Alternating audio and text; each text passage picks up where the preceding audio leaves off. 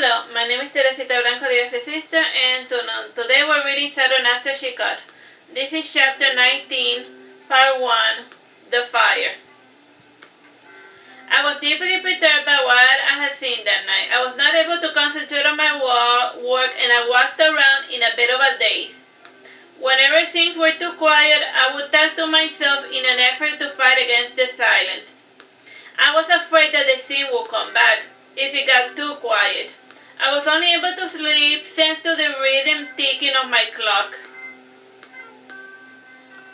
In the morning, I did not find any comfort. Ever since Aldona had undergone her change, she was no longer seen during the morning. The few times I did notice her, she was in the barracks practicing sword fighting with Amberaldus.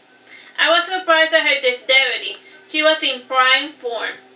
Gytha was nowhere near happy with her mother's change. Since Aldona was clothed from head to toe, Gytha could only guess at the horrific change her mother had undergone. Gytha was always half tempted to remove her mother's mask, though she was too afraid to see what lay beneath it. One day she came to me and said, "Why did mother lose her light? It makes no sense." Aldona underwent this change of her own volition, I explained. "How do you know that?" asked Gytha angrily. "Didn't Chicot tell you what happened?" I asked. "No, he never tells me anything, and when he does, he tells it like a joke, and I can never tell if he's speaking in earnest," said Gytha sadly. I followed Aldona into the forest, and she came in contact with something which took her light. As she later explained, she did this because losing one's light makes an elf stronger. I explained. "But that makes no sense. The high priest in Undergone said only bad elves lose their light," said Gytha sadly. "How is becoming a dark elf going to help my mother fight better?" she asked.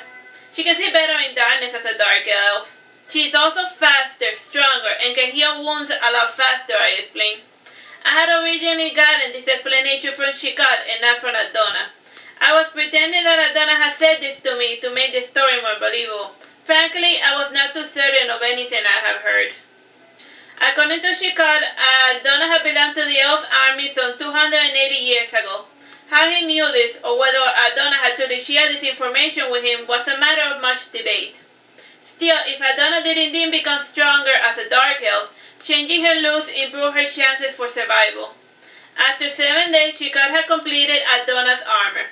It was seemingly a plain-looking leather armor, but when seen from up close, each piece of leather was firmly strapped together. The tension of each piece made it hard for it to pierce. The armor had a certain smoothness to it, which made the pointed end of the sword slip harmlessly to the side.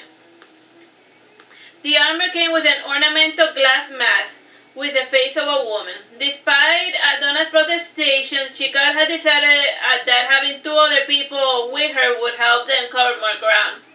Chicot made an armor for Amberaldus, and his armor was of a strange, oily green leather. The odd pattern made it an interesting camouflage color. Chicot armed both of them with 5 bottles containing a highly flammable alchemic mixture. All they would have to do was throw the bottles and then flee and then run away. Chicot did not think that she would require much mixture to set the forest aflame. He explained that since it was a pine forest, it was prone to forest fire. Aldona would simply need to use the bottles to give it a little push in the right direction. He gave the same bottles to Amberaldus. They were also equipped with a map of the forest. The forest was marked in 5 areas where they would need to throw the bottles to have the fire encircle the enemy. The plan was to push into the river edge and to burn the siege weapons for good measure. The wind was in our favor, so the fire would spread south towards the enemy camp.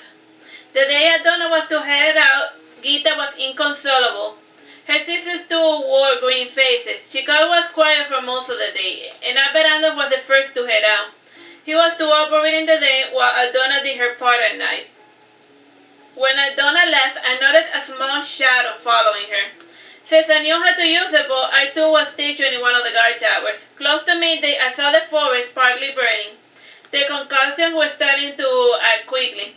When dusk fell, Aldona swam across the river and she started her own work. The night was quiet, and despite the blazing inferno, we were we were staring at. By midnight, the first of the stragglers started running in the direction of the river. The backlight of the burning forest made them an easy target. Chicot had also installed torches in the posts by the river in order to get more light. The next thing which ran in our direction was a horse. We allowed it to swim to the other side of the river. The current was not too strong that night, which was a good thing.